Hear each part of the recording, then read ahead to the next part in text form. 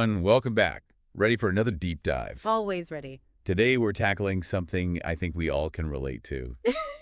Like, who hasn't wished they knew exactly the right thing to say at just the right time? I don't know. For sure. Happens to me more than I'd like to admit. So that's why today's deep dive is all about how to talk to anyone. And we've got some great research to help us out. Some really cool stuff. Yeah, and I think our goal here is to, help all of us become more confident communicators. Yeah. Like in any situation, whether it's at work or with family or friends. Exactly. It's about building those connections and feeling comfortable, putting yourself out there. Yeah.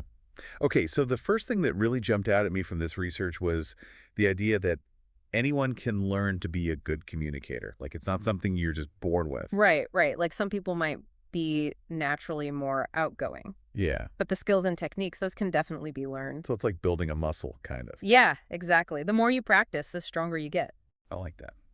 Okay, so let's start with the basics. First impressions. Oh, first impressions are huge. Huge. And this research actually says that people make judgments about you in the first 7 seconds. Yeah.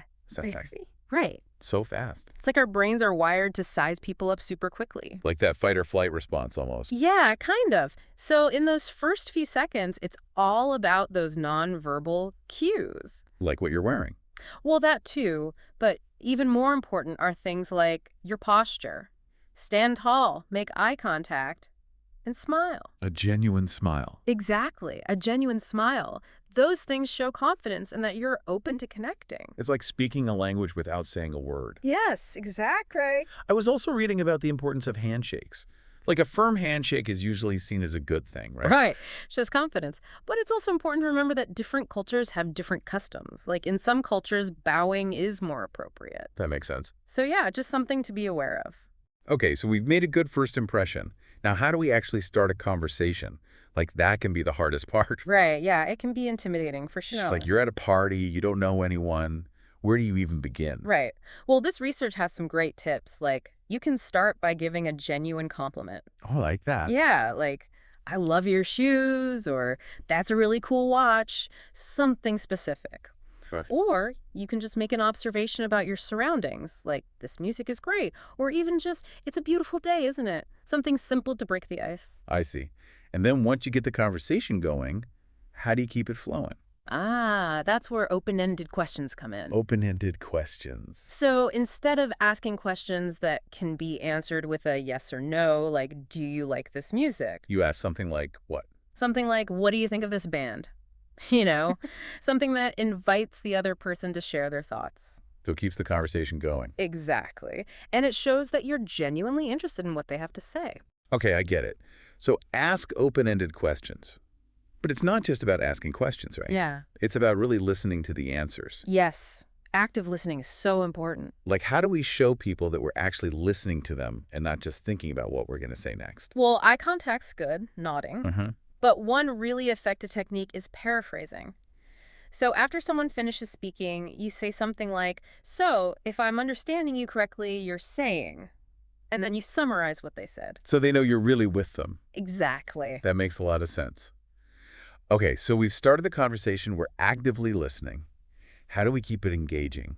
Finding common ground can be really powerful. Common ground, okay. Yeah, like shared interests. Maybe you both love to hike. Okay. Or read the same author, or even just agree that the food is amazing. Finding those points of connection can really build rapport. Yeah, I love that. Makes you feel like you're on the same wavelength. Exactly. And what about humor? Is it okay to be funny? Oh, humor can be great. A little bit of lightheartedness can really break the ice. Okay, but maybe not too soon. Yeah, you got to read the room a little bit. Okay, Avoid anything too controversial unless you're sure it's appropriate for the situation. good point. So we've talked about starting conversations, keeping them going. What about ending them gracefully? Because sometimes it can be awkward to know when to exit a conversation. Oh, yeah, for sure.